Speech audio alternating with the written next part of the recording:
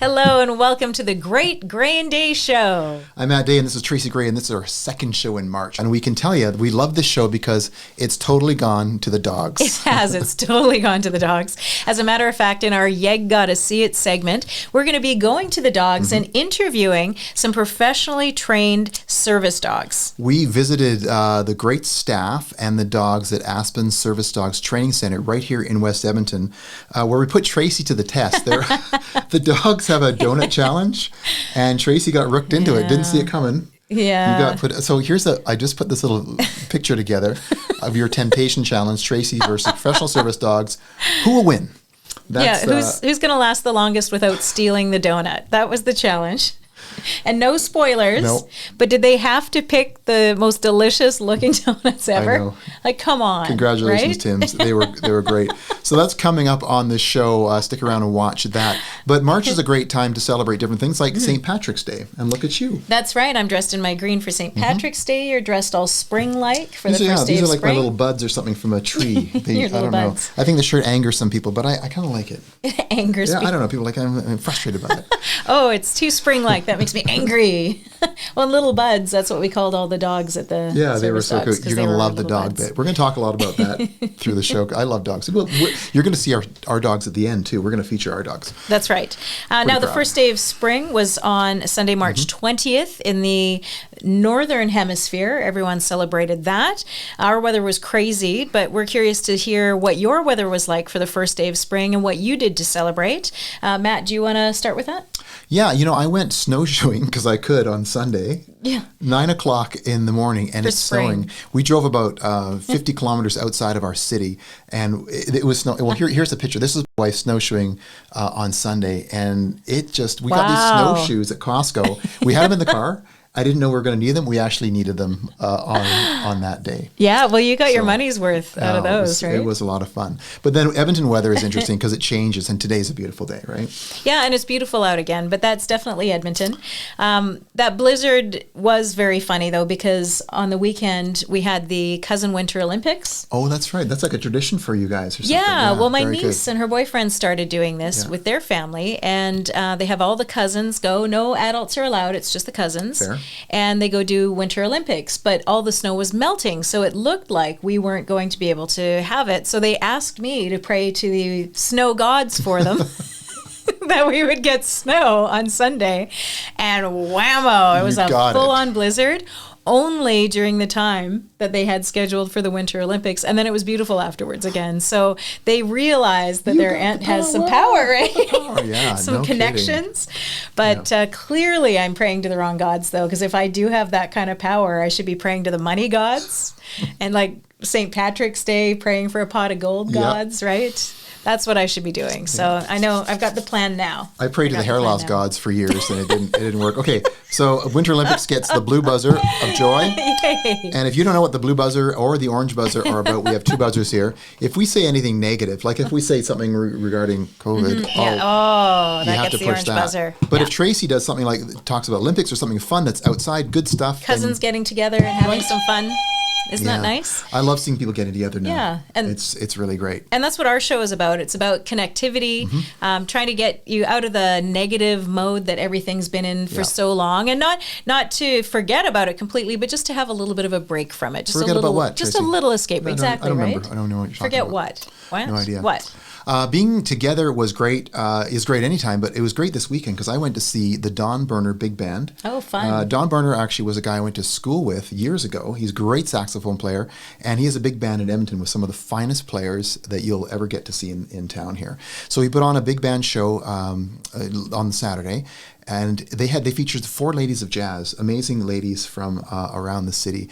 Natalie, Shelley, Renee, and Alana are some of the best singers. I'm going to actually, let me show you a little clip here. Yeah, let's see this. They're fabulous.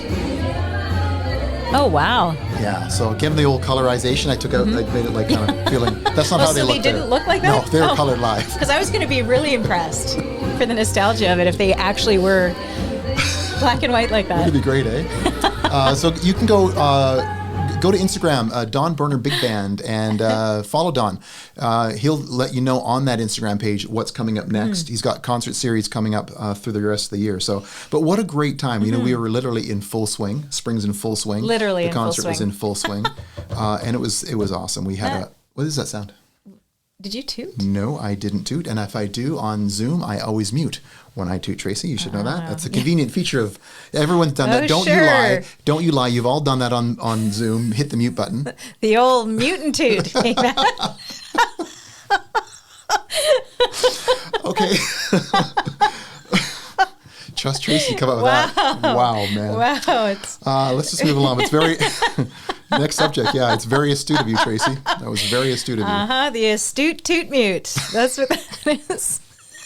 Astute is such a weird word. Isn't it a weird word? Well, it's a double whammy because it's got ass and toot in it. So. Okay, we're gonna move along with let's go to something else.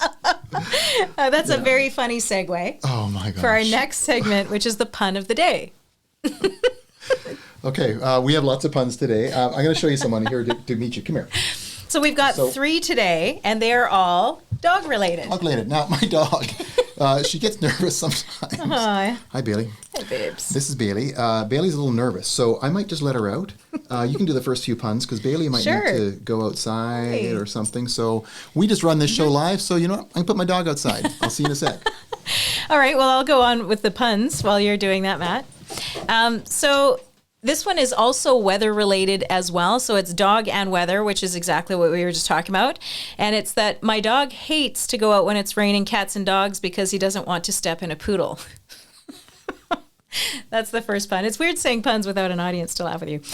The other one is my dog's not overweight. He's just a little husky. Oh, good timing. I almost made it back from my line. Yeah, that was supposed to be Matt's pun. I did put my dog up, but you know, actually, Uber's got a thing called Ubark, and they'll come take your dog to the park. So my dog is gone. Ubark Park. That's what that is. Ubark Spray Park. All right, well, did you hear about the dog that got evicted? Oh, why? Well, actually, he didn't. It worked out because he renegotiated his leash. Okay, you get 3 puns. You get 3 puns today. And I did 2 of them on my own. You did. I was subtle. You didn't see me leave with the dog, did you? No one saw that. That was a special effect. Oh, gosh. And don't forget, we do have a great dog segment that's coming up on YEGotta See It. So stick around for that. Stick around. Another dog joke right there. Right. I have to show you a picture. We went hiking this summer, and my dog will chase any size of stick. And I took this big log. It's about an 80-pound log. I didn't take it from a park. I took it from a non-park in BC for my wife for a garden. And I'm carrying it on my shoulder. And my it wasn't like holding up a bridge or anything, was it? Like when you took it? No, but it's big enough. On one show, I'll show you. And my dog wanted to chase that thing, and it was like, this is 80 pounds. My dog's 20, and this dog. Oh, I wish I had it on the computer. Anyway, it doesn't matter. Oh well, it was nice that Bailey made a little cameo appearance. Yeah, Bailey was. She's a cool dog. Very cool. All right, well now we're going to go on to our segment called Ticker Talk, and what this is it's news items that are out that people are talking about, and I was just wondering about the possibility of a Dr. Hugh. Who? Dr. Hugh. No, I said who. And I said, who? Yeah. So the rumors are that Hugh Grant may be coming out as the new Doctor Who in a Marvel-style makeover for the show. There he is right there, looking all Hugh-ish. Very Hugh-ish. You know, and I mentioned this to a friend of mine yesterday, and she's a real Doctor Who fan.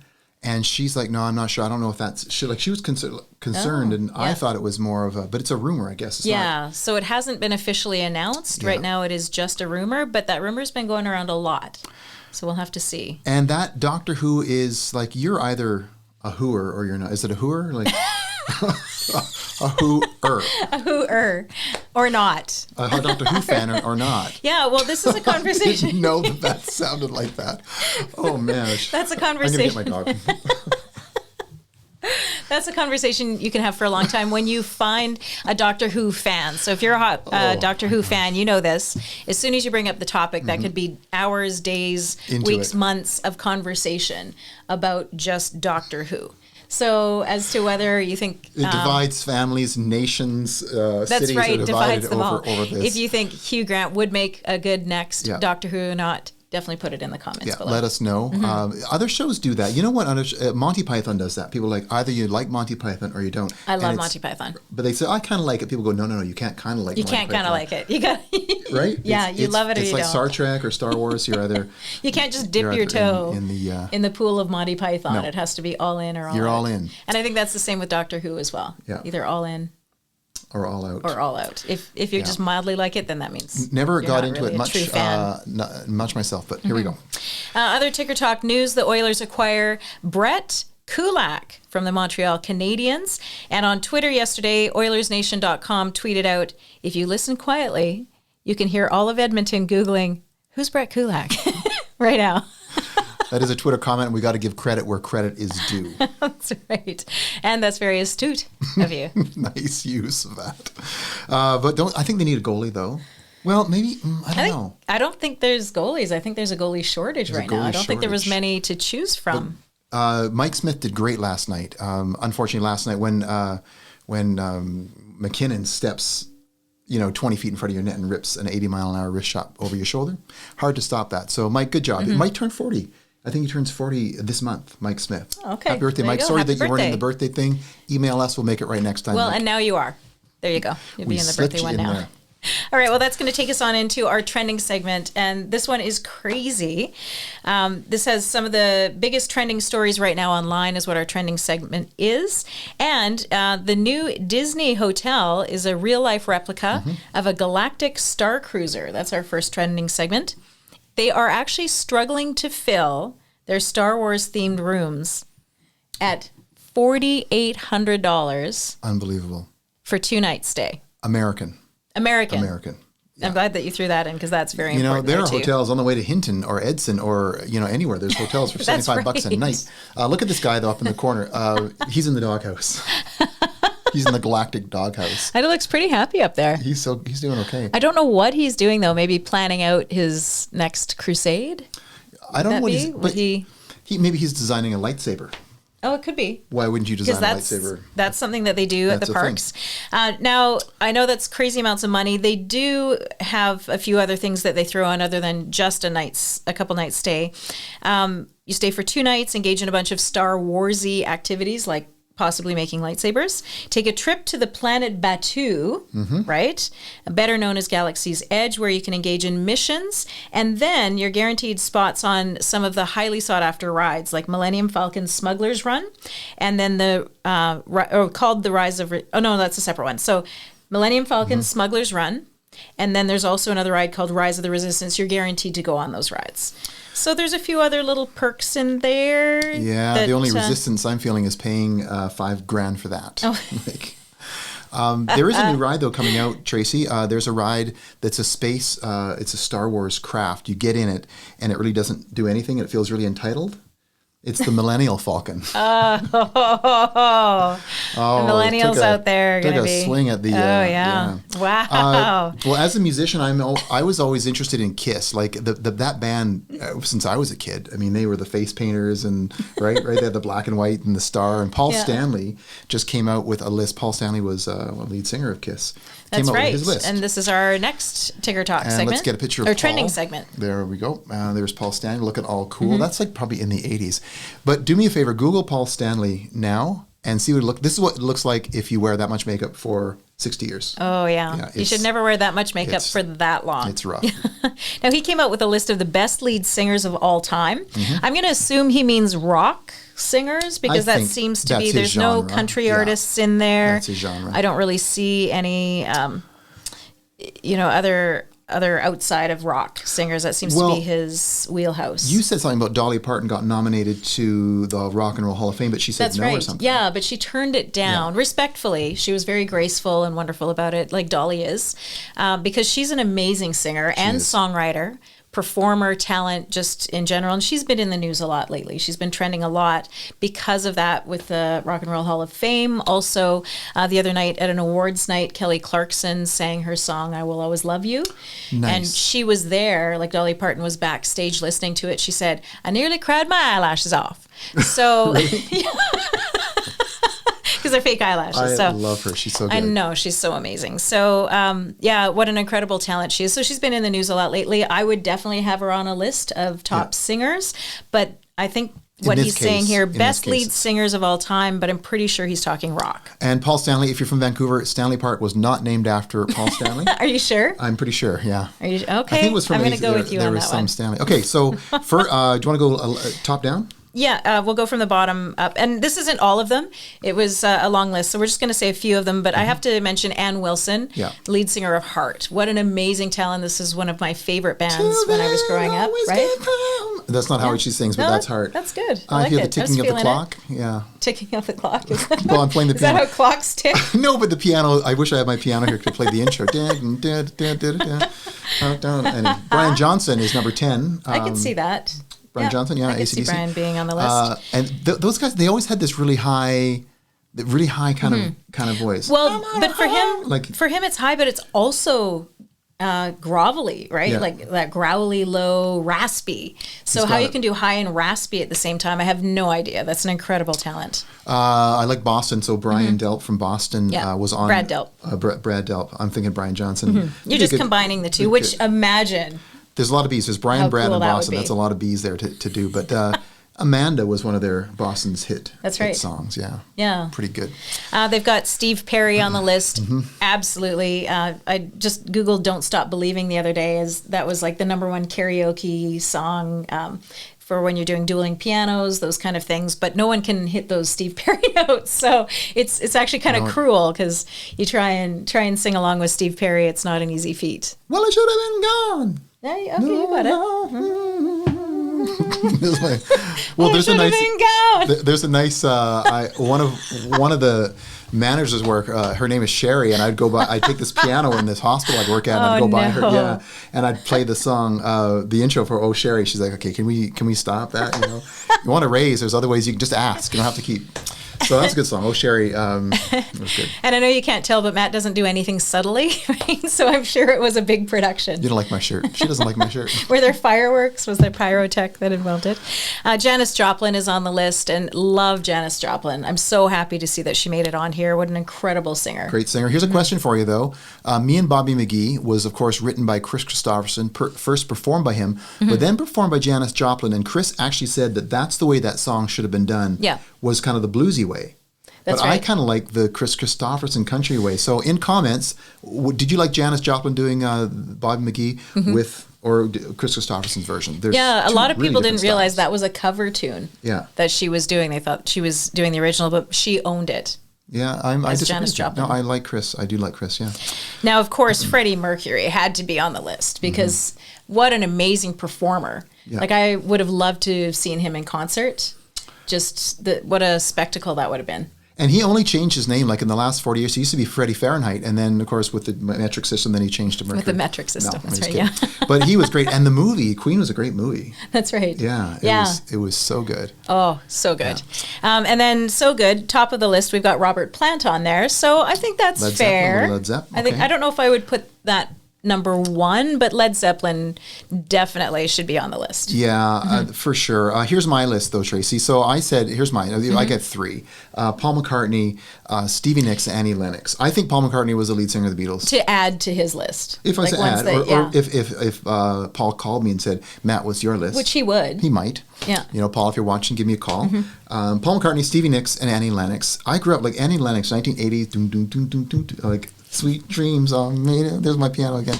Yes, and definitely. Stevie Nicks. I mean, Stevie Nicks, right? It's just Stevie, right? It's Stevie. Yeah. Yeah. Well, because we're talking about like some of the most amazing songs, but also albums that came out with Stevie Nicks.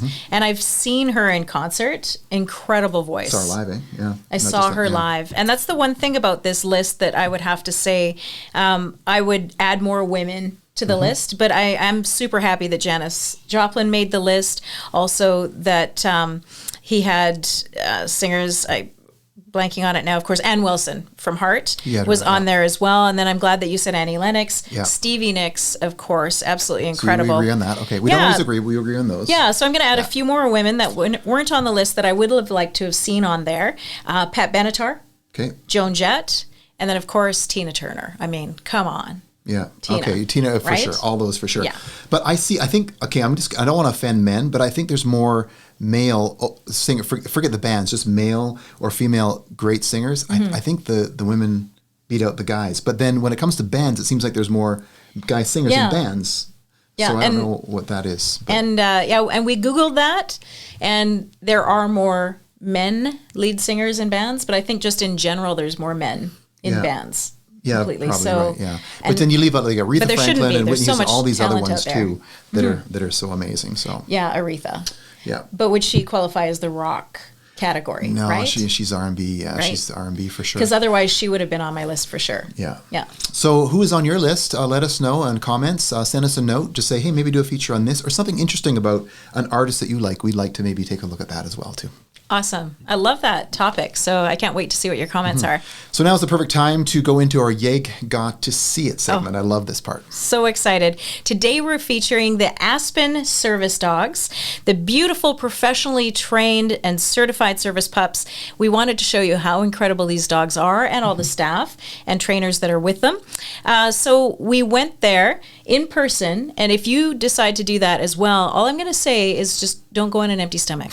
Have at least a snack, some kibble, something before you go. You're going to see why in a second. We are going to let you meet Maureen McKay. She is CEO and president of Aspen Service Dogs. She's also joined by their head trainer, Maria Ellis. Maria is fascinating to watch her work with the dogs. So pretty excited about that. Yeah, and joining them are all their staff and trainers, and of course the doggos as well. We can't forget them. We really are a family here. You know, it's Aspen family.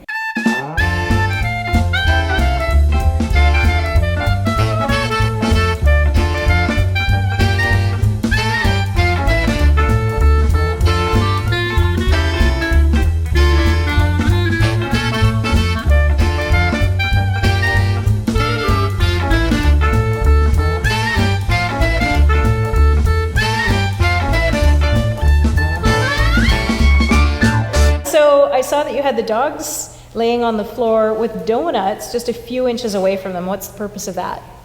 Well, I don't know how well you know Labrador Retrievers, but they are really crazy about food. Yes. They will eat 24/7. You can give them 5 suppers and they never say no. And our service dog, they go to public place. Then we have to really teach them self-control if they see a fry or any kind of human food on the floor. Just kind of like, oh, geez, this is so good. I would love to have a bite, but I can't. Right. And that's the purpose of donuts or steaks or. So it's a good self-control. Yeah, I train dog, service dog for mobility, and I ask him to pick up object in his mouth, and then I took piece of bacon and put right in front of his nose.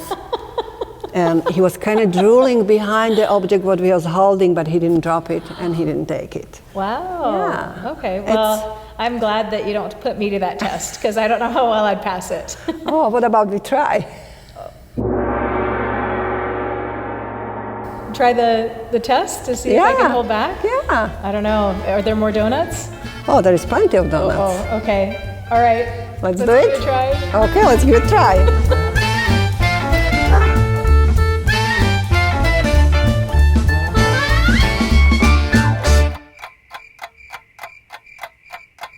Okay, Grace, leave it. Good job.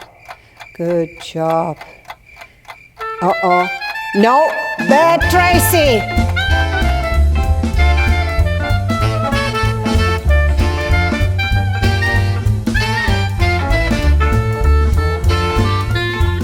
Well, I brought my donut back because I can't set a bad example for these really well-trained dogs. So there. My donut's back too. You guys did such a good job. Good job. And always positive reinforcement here with the Aspen Service Dogs. So that wraps up our show. And as you can see, oh, hello. Are you trying to steal the camera? Okay, you guys go ahead. You steal the camera, but don't steal my donuts. Thanks for watching.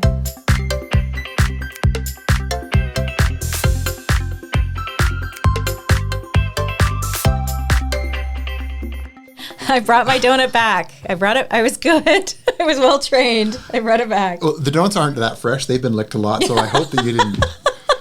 Yeah, the dogs get a chance to lick them if they're being good. So I chose definitely not to. That eat is it, just a taste, though.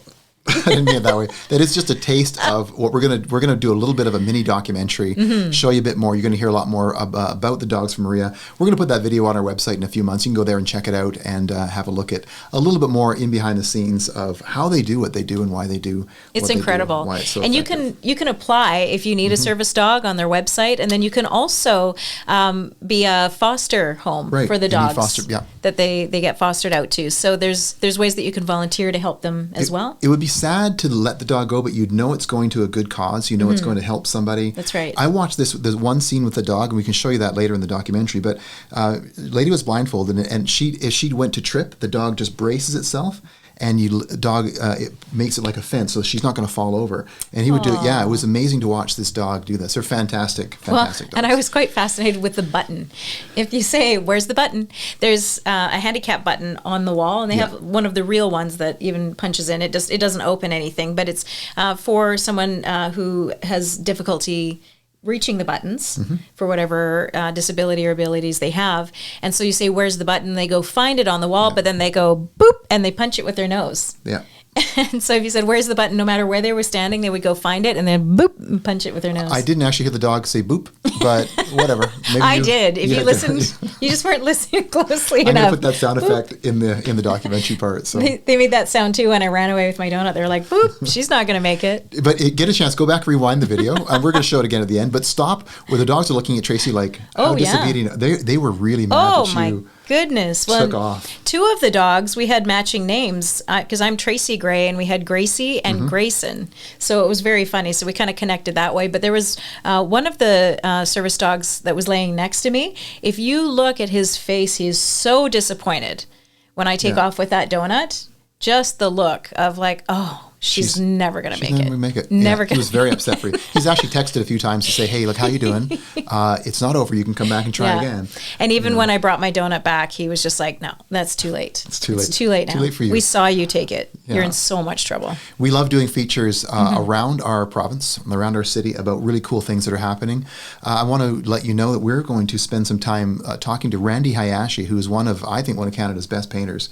He's amazing. So you can find him hayashi.ca, and in a couple of shows, I think in April, I got to meet him. Got to go, well, he's a friend of mine, so he lets me in his house sometimes. Yeah. But got to interview him, see his painting, see him in action. You're going to get to see that coming up on a show, Randy Hayashi. If you have ideas for us, say, "Hey, you got to check this out. Go and do a feature." We want to celebrate things that are great like this. That's right. YEGotta check it out. YEGotta See it, yeah. Now, we do have a couple more segments in this show to share with you. This one is a lot of fun because it's called Praises for Phrases. And we have a little dog on the screen there. That's right. And it's dog themed. That's why the dog's there. Yeah. So our phrase today is... It's raining cats and dogs. That's right. And I've said that one before, and I don't know why. I've always thought it was weird where that one came from, but it's funny how we get these in our repertoire, these phrases that we don't even realize necessarily that we're saying or where they came from. Yeah. But what would that be like for allergies? Like what? Mom, I'm not playing outside today. It's, That visual is... thump, thump. Right, so crazy. It came from, this actually supposedly comes from Victorian times where there was lots of sewage or lots of garbage and things like that in the streets. And when the dogs or cats would be out playing and if a big rainstorm came, sometimes the dogs, they wouldn't make it. I know, it is sad. Maybe lots of strays. Yeah, lots of strays and things like that. So that would be weird. It's raining cats and dogs. But we have a few other ones here. That's in a the sad one. doghouse. Yeah, like that guy in in the Galactic Hotel. Yeah. He looks like he was in the doghouse. Anyone who's married, their husband has definitely been in the doghouse, at least once or twice.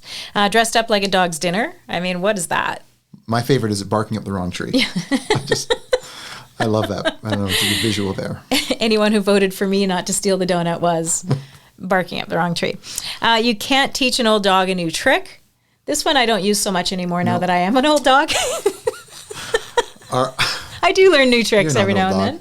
Our show name today is another phrase, "Gone to the dogs." That's right. Yeah. Totally gone to the dogs. As sick as a dog. Okay, I have an issue with this one. Right? Like, I just picture a dog in bed, with a fever, a little thermometer. But it really comes from, pack. like, if a dog gets sick, they go, "Oh, I'm sick," and they get sick, and then they go on with their day. So that's a good thing. If I'm sick as a dog, I'm on with my day. That's actually, I think it's a positive thing. Sick as a dog. Do you get the man cold? Oh, when you come get on. it? Another show. Can we talk about that another show? The man cold? Oh, I got a sniffle. That might be several shows to talk about the man cold. It is pretty Okay. funny. Well, and how about let sleeping dogs lie? Yeah, and that's, I don't know. They just should tell the truth, but sometimes they lie. So, it's the way dogs are. All right. Well, this is our last segment of the show. It's called Fun and Done. And so we're just going to show a couple pictures of our dogs because we've been talking about dogs so much. And Bailey made a nice cameo on our show today, but there she is again. That's before the haircut. You saw her on the show when she had no hair, well, very little hair, and that's your dog, Toby. I love it. Bailey looks like a rock star there. So maybe she could make that list of lead singers from rock bands, right? Then little Toby with her tongue hanging out. She could be the singer for Kiss, right? Look at Toby's that. like the manager. That's right. Oh, yeah, that's true. Yeah, she'd be like, because more sophisticated looking dog. My dog certainly has been out on a bender after the after the show or something. Well, and Toby's tongue does hang out all the time. We actually tried putting a patch over her eye like a pirate to help stop her because her tongue hangs out so much that she actually whips herself in the eye with it. But that didn't work because she just whipped the patch right off. So if that is a problem for you at home, then Tracy would suggest the eye patch is a good idea if you. Yeah, if you unless you whip the eye patch off, and then it's useless. Well, that's our show. We want to thank you for joining us. Thank you so much. We really appreciate you, and just wanted to give you a chance to watch something, online that's fun and kind of takes you away from the daily stresses. Gives you a chance to take a break. There's lots of stress going on in our world, and we want to celebrate again things that will bring some joy to you, bring some happiness and some fun. That's right. Yeah. And so we especially loved having you watch that video that we did on the Aspen service dogs as well. Tracy, actually, I was on my phone. I did sign you up for the next session for the training, so you could try and go over it again. For the dog training? Okay. Do I get to eat the donut, though? No, but you can't eat the donut. Never. Why? Why don't I get the donut? Okay, well, but I would go back to see my little pup friends anytime. Yeah, they're cute. They're Even really if cute. even if some of them are disappointed in me. Shout out to Faith, Grayson, and Gracie. Faith, Grace, and Gracie, if you guys are watching, woof, woof. Or as Tracy would say, boop. Ooh. Boop. Boop, boop. Where's the button? That's what I'm going to say to them. Where's the button? In the meantime, here's your button. Oh yeah, they could hit this little button. So here's to all the service dogs. I think they get the Blue Buzzer joy. Good job, And dogs. if you are looking for a service dog, you can apply on their website, and then you can also volunteer to be a foster family for those dogs to live at your house. AspenServiceDogs.com. We're going to show the video once again at the end, and that website will be on there for you to reach out to them. Call Maureen and talk to Maria, and they'll be able to set you up. Thank you so much for watching. Don't forget to click like down below. Also subscribe to our site and hit that little suspicious looking bell. It looks a lot like a dinner bell, right? It does look like Right? a bell. Okay. Maybe it's time for donuts. Maybe a donut bell. Yeah. Thanks, everyone. Thanks for watching. See you later. We really are family here. You know, it's Aspen family.